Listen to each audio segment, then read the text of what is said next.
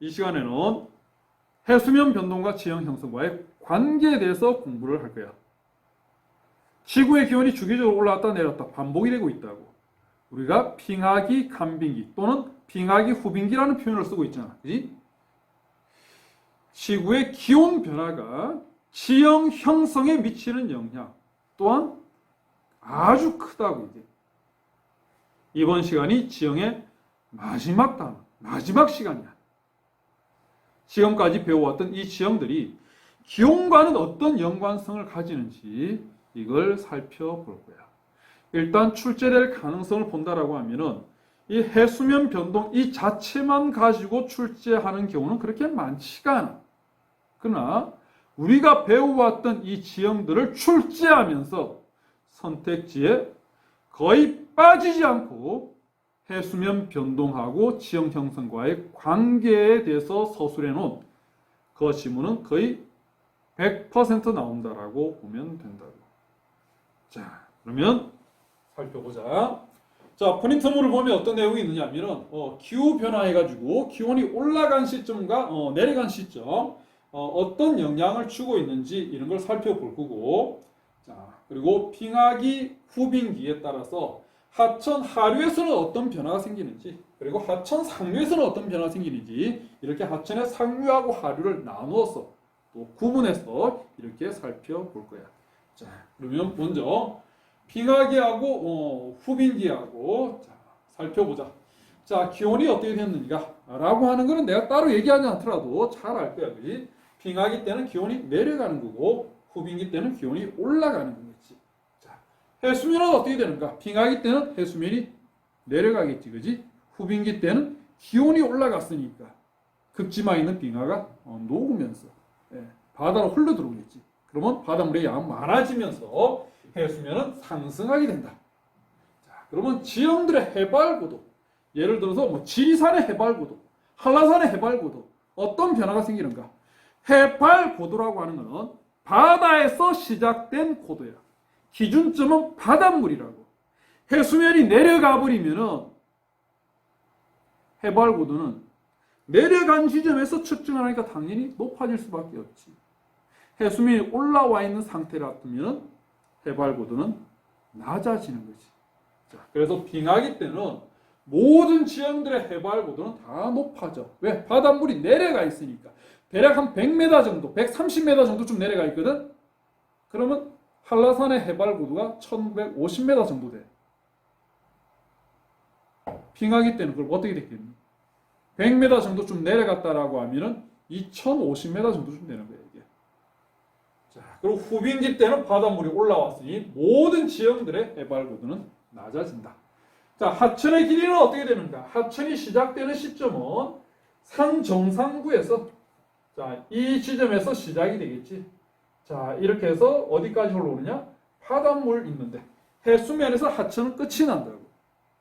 그런데 빙하기 때는 바닷물이 해수면이 어떻게 되느냐? 해수면이 내려가는 거야. 내려가는 거. 이만큼 내려갔어. 그럼 하천의 길이는 어떻게 되는가? 하천의 길이는 여기까지 흘러오던 이 하천이 이제 어디까지 흘러가느냐? 여기까지 흘러오겠지. 하천의 길이는 길어진다. 후빙기가 되면 해수면이 반대로 올라왔지. 그럼 올라온 이만큼 하천의 길이는 짧아진다. 다음에 강수량. 기온이 높을 때하고 기온이 낮을 때하고 언제가 비가 많이 오는가? 일반적으로 기온이 올라가야지 비가 많이 오지. 기온이 내려가 있으면 비는 적게 내린다. 자, 그럼 빙하기 때는 강수량이 줄어들인 상태고 후빙기 때는 기온이 높아졌기 때문에 강수량도 더 많아질 것이다. 이 강수량이 어디에 영향을 주는가? 강물에 영향을 주지. 비가 안 오면 강물의 양이 줄어들 수밖에 없지. 비가 많이 오면 강물의 양이 늘어나겠지. 자, 그래서 빙하기 때는 강수량이 줄어들었기 때문에 유량, 강물의 양이야. 강물의 양도 줄어들게 된다. 반면에 후빙기 때는 강수량이 늘어났으니까 강물의 양도 늘어나게 된다라는 거지. 그다음에 식생밀도. 기온이 높은 시기하고 기온이 낮아진 시기하고 어느 시기에 식물들이 자라기 좋은 거야. 기온이 높을 때가 식물들이 자라기 좋아진 거지. 그지? 자, 그래서 빙하기 때는 기온이 낮아졌기 때문에 식물이 성장하기가 힘들어졌다. 그러면 식생 밀도는 줄어들 것이다. 기온이 높아진 후빙기 때는 식물들이 자라기 좋아졌다. 비도 많이 오고 기온도 높아졌네. 그럼 식물들이 많아지겠지? 그럼 식생 밀도는 높아질 거다. 자, 그 다음 풍화작용을 보자. 풍화작용이 두 가지가 있어서 물리적 풍화하고 화학적 풍화가 있었는데 물리적 풍화는 기온 변화 때문에 기온이 높았다 낮았다 얼었다 녹았다 반복되면서 암석이 수축 팽창 반복하면서 암석이 깨지는 붕괴되는 이걸 물리적 풍화라고 그랬고 화학적 풍화는 화학 반응에 의해서 암석이 녹아서 없어지는 이게 화학적 풍화라고 그랬다고. 자, 기온이 높을 때는 화학 반응이 잘 일어난다 그랬지. 화학적 풍화 작용이 활발해져. 기온이 낮아진 시점은 기온 변화, 얼었다 녹았다 반복하면서 암석이 수축 팽창을 더 많이 하게 될 거고 이로 인해서 금이 가면서 깨지겠지. 즉 물리적 풍화가 활발해질 것이다. 그래서 빙하기 때는 물리적 풍화가 활발해지고 후빙기 때는 기온이 높아진 후빙기 때는 화학적 풍화가 활발해진다. 자, 그다음 식생 분포. 어떤 변화가 생기겠느냐라는 건데 먼저 위도부터 보자고. 자, 예를 들어서 지금 현재 감귤이 자라고 있는 데는 밀감이 자랄 수 있는 지점은 물론 제주도에 밀감이 많이 생산되고 있지, 그지? 근데 제주도뿐만 아니라 기온이 좀 높은 곳에서 밀감이 재배되지. 그래서 대략 어디까지냐면은 남해안 있는 이 일대까지는 밀감이 재배가 돼. 따뜻하니까. 그런데 중부지방, 서울 여기는 기온이 낮기 때문에 밀감 재배가 안 되지. 근데 후빙기가 되면 어떻게 되느냐? 후빙기가 되면 전체적으로 기온은 올라가는 거야. 그럼 서울이 지금보다 기온이 더 올라가. 그럼 밀감 재배가 가능한 기온대까지 올라가겠지 이게. 그러면 지금 현재는 남해안 일대 이 아래쪽에서만 밀감이 재배가 가능하지만 기온이 올라가게 되면은 서울 또는 저 북한 지역까지 여기까지도 밀감 재배가 가능해지겠지. 그럼 밀감 분포 지역은 어떻게 되는가? 밀감 분포 지역은 더 고위도로 올라가겠지. 그래서 밀감뿐만 아니라 모든 식물들이 다 마찬가지. 모든 식물들이 현재 분포하고 있는 이 위도대보다 더 위쪽으로 분포 지역이 더 북상하게 된다라는 거야.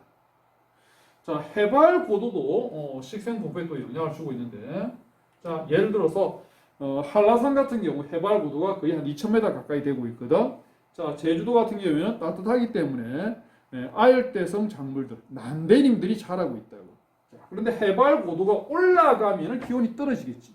그러면 해발 고도 높은 데서는 난대성 작물들은 자랄 수 없는 거야. 그래서 대략 한 500m까지 현재 500m 시점까지 여기까지는 난대성 작물이 자랄 수 있다. 기온이 높기 때문에. 그런데 후빙기가 되었어. 지금보다 기온이 만약에 더 올라가. 그러면은 해발보다 1000m 지점도 지금보다 기온이 더 올라간다 그러면 난대성 작물이 이제는 자랄 수 있겠지. 그지? 그러면 기온이 더 올라간 시점에는 여기까지가 난대성 작물이 재배가 될 것이다. 즉 난대성 작물이 500m까지만 재배되다가 1000m까지 재배되지. 그럼 이 난대성 작물의 분포, 해발, 고도는 어떻게 되느냐? 고도는 올라가지. 다른 식물들은 다 마찬가지야. 그래서 기온이 올라간다라고 하면은 식생 분포에, 농작물 분포도 마찬가지. 식생이나 농작물 분포에 이 위도대는 더 고위도로 북상하게 되는 거고, 해발 고도 역시 마찬가지로 지금 현재 분포하고 있는 해발 고도보다도 훨씬 더 높은 고도에서도 서식이 가능해진다라는 거예요. 빙하기가 되면 이제 반대가 되겠지. 지금 분포되어 있는 그 위도대보다 더 밑으로 저위도로 내려오겠지. 해발 고도 역시 아래쪽으로 지금보다 기온이 더 높은 더 아래쪽으로 내려와야 되겠지. 그지? 자, 그래서 식생을 물어보든 또는 농작물을 물어보든 위도 개념을 본다라고 하면은 기온이 떨어져 있으면 무조건 밑으로 내려야 돼. 해발 고도도 역시 마찬가지로 밑으로 내려야 된다고. 반대로 기온이 올라간다라고 하면은 위도 올려주고 해발 고도도 올려주면 된다. 이거 나중에 뭐가 나오느냐 하면 기후단원에서 지구온난화 현상이 나온다고. 지구온난화 현상이 지속된다라고 하면은 농작물 재배 북한 개선은 어떻게 해야 될까요? 라고 묻는다고. 농작물뿐만 아니라 모든 생태계가 지구의 기온이 올라가면은 위도는 전부 다 북상하게 되는 거야. 고위도로 올라가는 거야. 해발 고도 역시 마찬가지로 지구 온난화가 진행된다 그러면 지금 생태계 분포보다 전부 다 해발 고도는 올라간다 라고 보면 되는 거야. 그래서 요 내용은 위도가 어떻게 되느냐, 해발 고도가 어떻게 되느냐, 이거는 빙하기, 후빙기 여기만 한정 짓지 말고 기후단원의 지구온난화 현상하고도 연관시켜서 한번 생각해 봐라라는 거야. 그때도 또 정리가 또 될 거야. 자, 그 다음에 우리나라 이제 해안선의 변화, 빙하기하고 후빙기, 그리고 해수면 변동 이렇게 나와 있는데, 자, 두 개 지금 해안선이 나와 있다고. 자, 지금 현재 이 해안선 형태가 나오고 이렇게 나와 있지, 그지?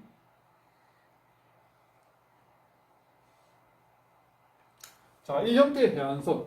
자, 또 봤더니 해안선이 이렇게 돼 있는 이 해안선.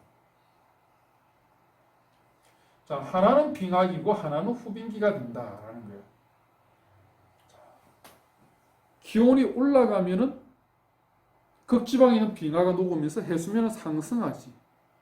육지의 면적은 어떻게 되겠니? 해안 저지대가 다 잠기면서 육지의 면적은 축소되겠지, 그렇지? 그럼 해안선이 육지 쪽으로 더 많이 후퇴해야 되겠지. 자, 그래서 안쪽에 있는 파란 색깔로 그려져 있는 이 해안선이 기온이 올라간 시점, 즉 후빙기 때의 해안선이 되는 거고, 노란색으로 그려져 있는 이 해안선. 자, 지금 현재 여기는 바다잖아. 바다인데 노란색 해안선을 기준으로 한다 그러면 이거는 육지지. 바다였던 곳이 육지로 된 거야. 그러면 이거는 빙하기 때, 해수면이 내려간 빙하기 때의 해안선이 되는 거야. 그러니 자, 그래 쉽게 본다라고 하면은 지금 현재 해안선하고 거의 같다라고 하면 이거 후빙기라고 보면 되고, 서해 바다가, 남해 바다가 육지로 표현되어 있다라고 하면 빙하기. 그렇게 판독하면 되겠지, 그지? 자, 그 다음에 해수면 변동을 보자고. 빙하기 때는 해수면이 내려갈 거야. 후빙기 때는 해수면이 올라온다고. 자, 시간을 봤더니 왼쪽 편은 과거야. 7만 년 전이야. 그리고 오른쪽 편은 현재다. 자, 시간은 과거에서 7만 년 전에서 현재로 이렇게 진행이 되고 있다고. 자, 해수면 변동 형태를 보자고. 그러면 어떻게 되는지. 자, 해수면이 7만 년 전에는 이만큼 높았다가 10,000년, 20,000년 전에 봤더니 해수면이 내려오고 있네. 해수면이 내려오는 요 시기는 추워지는 시기겠지. 빙하기가 되는 거야. 반대로 자, 여기는 해수면이 올라오고 있는 거야. 그러면 기온이 올라간다라는 얘기가 될 거고, 그럼 이 시기는 후빙기가 된다. 그래서 해수면 변동 그래프가 나와 있을 때는 해수면이 내려가고 있으면 빙하기, 올라오고 있으면 후빙기, 이렇게 해석해 주면 된다. 자, 그 다음에 이제 하천 상류하고 하류에서의 변화를 볼 건데, 먼저 하천 하류에서는 어떤 변화가 생기는지를 보자고.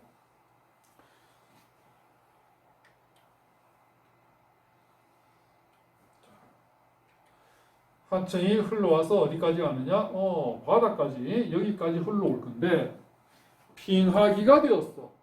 빙하기가 되면은 해수면은 지금보다 더 내려갈 거고, 그러면 하천의 길이는 더 길어질 거야. 여기까지 흘러올 거야. 자, 하천의 길이가 길어졌어. 그럼 하천 흐르는 속도는 어떻게 될까? 니네들 초딩 때 미끄럼틀 많이 타봤지, 그지? 자, 봐. 미끄럼틀의 길이가 이만큼의 길이였어. 그런데 빙하기가 되니까 미끄럼틀의 길이가 더 길어졌어. 짧은 미끄럼틀이 아니라 이제 긴 미끄럼틀이 되었어. 빙하기가 되니까. 그러면 속도가 어떻게 되는 거야? 가속도가 더 많이 붙잖아. 그럼 속도는 더 빨라지겠지, 이게. 하천의 길이가 길어지면서 하천 흐르는 속도, 즉 유속이 더 빨라진 거야. 빠른 속도로 흘러가. 하천이 빠른 속도로 흘러간대. 그러면 침식을 많이 시킬까? 퇴적을 많이 시킬까? 빠른 속도로 흘러가니까 깎는 작용이 더 활발하게 일어나겠지, 이게. 자, 그래서 침식 작용이 빙하기 때는 더 활발하게 일어난다라는 거예요. 반면에 후빙기 때는 반대가 되겠지. 해수면이 상승했어. 그러면 하천의 길이가 짧아지지. 미끄럼틀 길이가 짧아졌어. 그럼 속도는 느려지겠지. 천천히 흘러가. 과거보다 하천에 흐르는 속도가 느려져서 천천히 흘러가. 그러면은 깎는 작용이 아니라 쌓는 퇴적 작용이 후빙기 때는 더 활발하게 나타난다라는 거야. 자, 그럼 어떤 지형들을 만드는지를 보자고. 우리가 배워왔던 지형들 중에서 다 배웠던 지형들이야. 자, 보면은 빙하기 때는 해수면이 내려갔어. 해수면을 다른 말로 뭐라고 표현했느냐? 침식기준면이라고 표현했지. 하천이 하방 침식할 수 있는 최저 하한선. 침식 기준면이 내려가면은 하천은 그만큼 하방 침식할 수 있는 여유분이 더 생긴 거야. 하천이 하방 침식이 더 활발해져. 그러면 빙하기 때는 하천의 하방 침식이 더 활발해지는구나. 그럼 하방 침식으로 만들어지는 지형들을 생각해 보면 되겠지. 자, 어떤 지형이 있느냐? 이런 게 있었지. 감익공유하천. 어떻게 만들어진 거니 이거? 하천이 하방 침식 밑으로 깎으면서 골짜기를 만든. 그래서 산지를 공유한 그 하천이 감익공유하천이었지. 어떻게 해서 만들어진다 그랬니? 하방 침식이었지. 하방 침식할 수 있는 조건이 두 개가 있었다. 두 개가 뭐가 있었니? 바닷물 침식 기준면이 내려가거나 아니면 침식 기준면, 즉 바닷물은 그대로 있는데 땅이 올라가거나. 융기. 그래서 융기 나왔네. 융기 나왔으니까 뭐니? 그렇게 물어봤잖아. 신생대 3기 요곡 운동. 융기로 만들어진다. 또는 해수면 하강하면서 만들어진다. 빙하기 때 만들어진다. 감익공유하천이 만들어지면서 감익공유하천 주변에서 같이 만들어지는 지형이 있다고. 힌트. 계단 모양을 하고 있어. 뭐였니? 하안 당구였지. 감익공유하천하고 동일한 과정으로 만들어진다라고 했다. 자, 그래서 역시 하안 당구도 빙하기 때 해수면 하강하거나 아니면 신생대 3기 요곡 운동으로 융기하면서 만들어지는 지형이다. 해안 지형 중에서 생각을 해보면 해안 당구라는 지형이 있었지. 바닷가 근처에 있는 계단 모양의 지형. 어떻게 만들어졌지? 일단 파도 침식으로 파식돼 평탄한 부분을 만들었어. 그리고 아래쪽에다 다시 파식대하고 해시계를 만들어야 돼. 그럼 바닷물이 어떻게 돼야 되는 거야? 바닷물이 내려가야지. 아니면 마찬가지로 땅이 융기하거나. 그지? 역시 융기 또는 해수면 하강이었거든. 자, 그래서 해수면 하강할 때 만들어지는 해안당구도 있다. 그래서 감익공유하천, 하안당구, 해안당구 얘네들이 해수면 하강할 때 만들어지는 지형이다. 우리가 지금까지 배워왔던 이 모든 지형들 중에서 빙하기 때 만들어질 수 있는 지형은 이렇게 3개 지형을 들면 된다는 거야. 자, 그 다음에 후빙기 보자. 후빙기 때는 어떤 지형들이 만들어지는가? 자, 후빙기는 하천의 퇴적 작용이 활발해져. 그러면 하천 퇴적으로 만들어지는 지형들이 더 잘 만들어지겠네. 하천 퇴적으로 만들어진 평야, 그걸 뭐라 불렀니? 충격평야라고 불렀잖아. 그 대표인 충격평야에 뭐가 있었냐? 범람원 삼각주 이런 게 있었지. 범람원 삼각주가 하천 퇴적으로 만들어지는 지형인데 후빙기 때 하천의 유속이 흘러오는 속도가 느려지면서 퇴적이 활발해지니까 퇴적 작용에 의해서 만들어지는 범람원 삼각주가 잘 만들어지겠지. 자, 그 다음에 리아스 해안.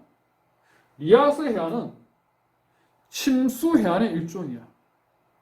침수 해안을 크게 리아스 해안과 피오르 해안을 나누는데 한국 지리에 피오르 해안은 안 나와. 리아스 해안만 나와.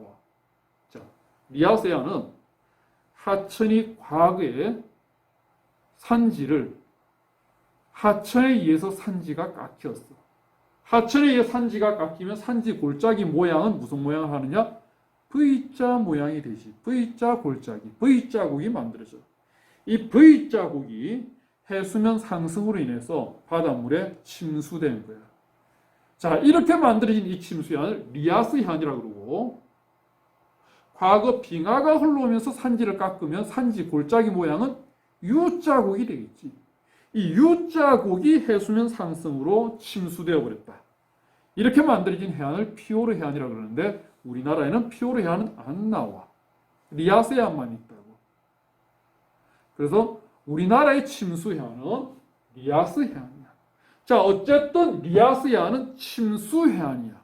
자, 해수면이 어떻게 해수면이 지금 상승을 했대. 해수면이 후빙기 때. 바닷물이 여기서 출렁이고 있었고 여기가 해안이었어. 해안선이었어.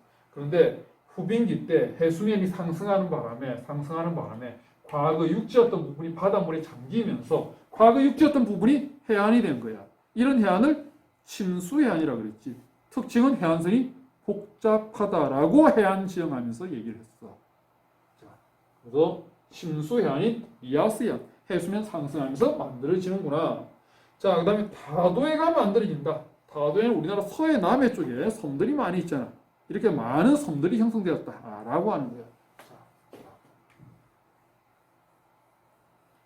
바닷물이 해수면이 여기에 있을 때는 얘네들은 전부 다 산 정상들이야. 산 봉우리들이야. 근데 후빙기가 되면서 해수면이 대략 한 100m 정도 이렇게 올라와 버린 거야. 그럼 이 산들은 어떻게 되니? 이 산들은 과거 산 꼭대기였던 얘네들은 전부 다 바닷물에 잠기면서 바다 한가운데 있는 섬이 되어버렸지. 우리나라 서해 남해에 있는 대부분의 섬들, 대부분의 섬이 아니라 정확히 얘기하면 서해 남해에 있는 모든 섬들, 예외 없어 모든 섬들은 과거 빙하기 때는 육지의 산 봉우리들이었다고. 이게 후빙기 때 해수면이 상승하는 바람에 전부 다 섬이 된 거야. 자, 이러면서 다도해가 만들어졌다. 자, 그 다음에 석호라고 하는 지역이 있었지. 동해안에 해안가에 형성되어 있는 호수. 어떻게 만들어졌나? 원래는 하천이 깎아놓은 골짜기인데 해수면이 상승하면서 이 골짜기가 만으로 바뀌었지. 그리고 그 앞에 사주가 발달했지. 이렇게 만들어진 호수가 석호였다고. 해수면 상승하면서 골짜기가 뭐로 바뀌느냐? 만으로 바뀌면서 만들어진 지형이야. 역시 해수면 상승할 때 만들어진 지형이다. 자, 또 해안 지형 중에서 사빈, 갯벌.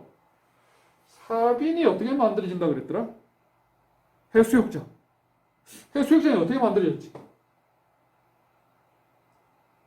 아니, 해수욕장 형성 과정 얘기할 때는 해수면 상승, 하강 이런 얘기는 전혀 안 하신 것 같은데? 내가 안 했어. 사빈은 어떻게 만들어진다고 했느냐? 바닷물 속에 포함되어 있는 이 모래를 파도가 치면서 해안으로 밀어붙였다. 즉 파랑의 퇴적작용 또는 해안을 따라 흘러오는 해류, 연안류가 해안가에 만입부 쪽에, 만 쪽에 쌓아둬서 만들었다. 그래서 파랑 또는 연안류의 퇴적작용이라고 내가 설명했어. 해수면 얘기 안 했어. 갯벌 역시 해수면 얘기 안 했어. 뭘 가지고 설명했냐? 밀물, 썰물 가지고 설명했다고. 조차 큰 바다, 서해 같은 경우 조차가 크면은 밀물, 썰물 때 바닷물이 드나드는 이 흐름이 강해지는데 이걸 조류라고 했지. 이 조류에 의해서 쌓아놓은 퇴적증이 갯벌이다라고 했다. 해수면 관련된 얘기는 한 적이 없어. 그런데 왜 사비하고 갯벌이 해수면 상승할 때 만들어지는 지형이에요?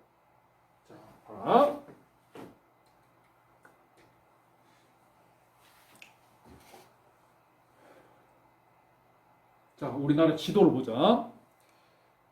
해수욕장, 즉 사비는 어디에 형성되어 있느냐라고 하면은, 그지? 사비는 바다하고 육지하고 만나는 그 경계 지점 중에서 육지 쪽에 있는 얘네가 사빈 해수욕장이지. 갯벌은 밀물 때 바닷물에 잠긴다 그랬다고. 그럼 바다하고 육지하고 만나는 그 경계 지점 중에서 바다 쪽에 표시되어 있는 얘가 갯벌이야. 즉 해안선을 기준으로 해가지고 해안선 바로 안쪽에 있는 게 사빈이고 해안선 바로 밖에 있는 게 갯벌이라고. 자, 빙하기 때는 과연 파도가 쳤을까 안 쳤을까? 빙하기 때도 당연히 파도가 치지. 빙하기 때 왜 파도가 안 치겠니 이게? 그 파도의 퇴적 작용에 의해서 만들어진 사빈이 빙하기 때도 만들어져. 밀물, 썰물, 조수간만의 차가 빙하기 때 있었겠니 없었겠니? 당연히 있었지. 빙하기 때도. 그 밀물, 썰물 차에 의해 가지고 빙하기 때도 갯벌이 만들어진다고. 그런데 이 사람들아, 빙하기 때에 해안선이 어디에 있니? 해안선이 여기가 아니고 여기 있잖아. 여기 있잖아. 해안선이. 그럼 빙하기 때 파도의 퇴적 작용에 의해서 만들어진 해수욕장은 여기에 있어야 될 거 아니야. 그지? 갯벌은 여기에 있어야 될 거 아니야. 얘네들 지금 전부 다 어디에 있어? 얘네들 지금 전부 다 바닷물에 다 잠겨 있잖아. 바닷물 속에 잠겨 있는 그 모래 지형, 그 점토질 지형을 갖다가 갯벌 또는 사빈이라고 안 부르잖아. 지금 현재 해안가 근처에 모래가 쌓여 있는 이걸 해수욕장이라고 부르고, 지금 현재 썰물 때 육지로 드러나는 그 점토질의 그 지형을 갯벌이라고 부르잖아. 그러면은 지금 현재 해수욕장은 해안선이 여기 있을 때 만들어진 게 아니지. 해안선이 지금과 같은 이 지점에 오고 난 다음에 만들어진 지형이잖아. 갯벌도 마찬가지고. 그런 측면에서 사빈 갯벌은 해안선이 지금과 같은 해안선이 되고 난 이후에 만들어졌다라는 거야. 빙하기 때 만들어진 해수욕장은 지금 바닷물 100m 밑에 있어. 수심 100m 있는 그 모래를 갖다가 해수욕장이라고 안 부르잖아. 그지? 그래서 지금 우리가 해수욕장이라고 부르는 그 사빈이라고 하는 지형은 해안선이 지금과 같은 이 형태의 해안선이 되고 난 이후에 만들어졌다. 그런 개념에서 사빈 갯벌은 해수면 상승한 이후에 만들어졌다. 후빙기 때 만들어졌다라고 하는 거야. 알겠니? 자, 그 다음 하천 상류에서의 변화. 이것도 무슨 얘기냐면은, 우리가 지금 뭘 가지고 설명했느냐면은, 해수면이 내려가느냐 또는 올라오느냐에 따라 가지고 하천의 길이의 변화가 생겼어. 그로 인해서 하천 흐르는 속도, 즉 유속의 변화가 생겼지. 그지? 하천이 어디까지 흘러왔느냐? 여기까지 흘러왔는데, 빙하기 때는 바닷물이 내려가 버리는 바람에 하천의 길이가 길어지고 그 결과 하천 흐르는 속도가 빨라졌어. 빠른 속도로 흘러가니까 침식이 활발히 일어난다 라고 설명을 했다고. 그러면서 뭘 예를 들었냐? 니네들 초딩 때 타고 놀던 미끄럼틀 얘기했잖아. 짧은 미끄럼틀보다 긴 미끄럼틀이 속도가 빠르다. 그지? 그런데 이걸 지금 적용을 시키겠다라고 하면은 하천의 아래쪽 부분, 하천 하류, 즉 미끄럼틀 끝나는 지점에서는 미끄럼틀 길이가 길면 가속도가 더 많이 붙기 때문에 속도가 빨라지는 게 맞아. 그런데 미끄럼틀 시작되는 지점 봐. 미끄럼틀 시작되는 지점은 미끄럼틀 길이가 길든 짧든 속도의 변화가 없잖아, 이게. 그러니까 해수면 변동 때문에 하천의 길이가 길어지고 또는 짧아지고 이래서 유속의 변화가 생기고 그래서 침식 퇴적이 활발해진다라고 하는 것은 어디까지나 미끄럼틀 아래쪽에 있는 즉 하천 하류 시점에다 적용을 시켜야 되는 거야. 하천 상류에다 이걸 적용시키면 안 된다는 거야. 하천 상류는 얘네들하고 관계가 없잖아. 해수면 변동하고. 자, 그래서 하천 상류는 다시 정리를 하는 거야. 자, 하천 상류의 단면도를 그려줄게. 자, 산지로 이루어져 있을 거야, 얘가. 산골짜기야. 여기로 지금 하천이 흘러오고 있다고. 자, 이러고 있어. 자, 빙하기가 되었어. 빙하기가 되면은 산에 나무들이 많아진 거 적어진 거. 산에 나무들이 무성했던 나무들이 없어지고 줄어드는 거야. 산에 나무들이 별로 없어. 자, 그 다음에 산에 있던 이따만한 바위들, 돌멩이들, 얘네들이 빙하기가 되면은 얼었다 녹았다 반복하면서 무슨 작용이 활발히 일어난다라고 했냐면은 물리적 풍화가 활발히 일어난다고 했지. 그럼 얘네들이 금이 가면서 깨지는 거예요. 깨지면서 이 거대한 바위가 작은 자갈이나 모래가 되겠지, 이게. 그지? 자, 이런 경사시에서 엄청나게 큰 무게를 가지고 있는 이 바위는 밑으로 안 굴러내려가요. 안 굴러내려가. 그런데 조그만 모래나 자갈은 경사지가 있으면 쉽게 흘러내려가지. 빙하기 때는 이 거대한 바위들이 물리적 풍화에 의해서 깨지면서 작은 자갈 모래가 되는 거야. 그럼 밑으로 쉽게 내려가.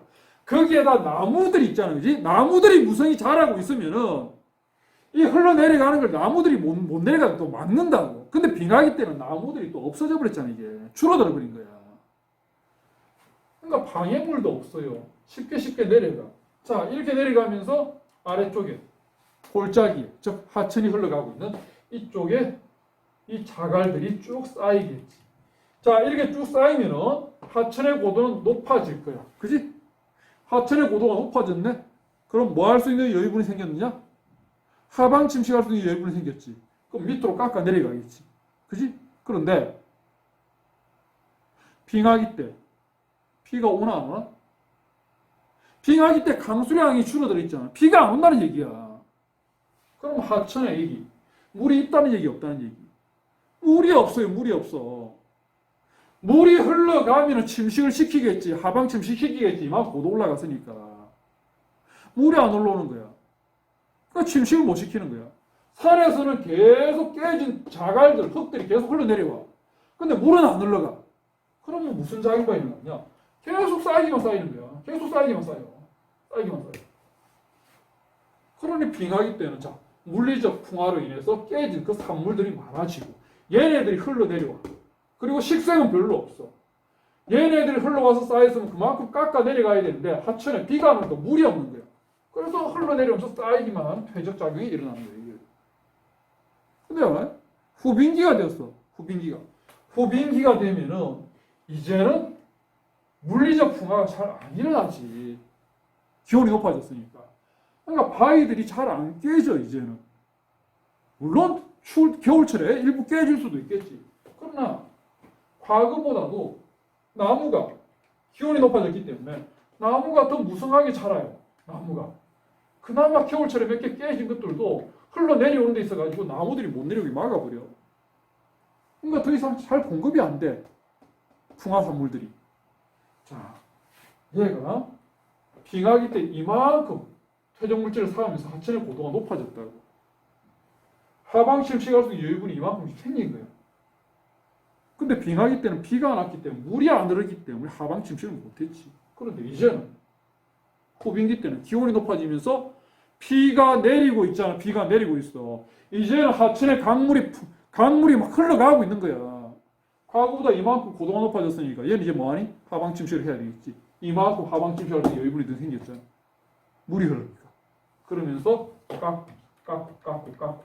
깎으면서 계속 하방 침식을 하는 거예요. 그래서 후빙기 때는 물리적 풍화에 의해서 깨진 자갈들, 돌멩이들이 별로 안 생긴다. 그나마 몇 개 있다 하더라도 나무들이 많아졌기 때문에 흘러내려가지 못한다. 거기다가 비가 오니까 강물의 양은 많아졌다. 빙하기 때 쌓아놨던 거 이제 쓸어갈 거다. 그러면서 뭘 하느냐? 침식을 하게 된다라는 거예요. 자, 그래서 하천 상류하고 하류하고 비교를 해보면 빙하기 때 반대 현상이 나타나. 하류는 바닷물의 이 변동에 따라 가지고 해수면 변동에 따라 가지고 하천 길이가 어떻게 되느냐에 의해서 유속의 변화가 생겨. 빙하기 때 내려가잖아. 하천 길이 길이죠. 속도가 빨라져. 그러면 침식이 일어나지. 근데 하천 상류는 바닷물하고 별 관계가 없어. 이 미끄럼틀 출발 지점이잖아. 근데 빙하게 되면은 암석들이 얼었다 녹았다 하면서 깨져. 그러면서 계속 골짜기 흘러내려가. 비가 안 오니까 강물이 없어. 쓸어가지 못하지. 그러니 쌓이기만 하는 거지. 빙하기 때 하천, 하류는 침식이지만 하천, 상류는 퇴적 작용이 일어나는 거야. 반대가 나타나. 반대 현상이. 후빙기 때도 마찬가지지. 후빙기 때는 하류는 유속이 늘어지면서 퇴적 작용이 일어났지.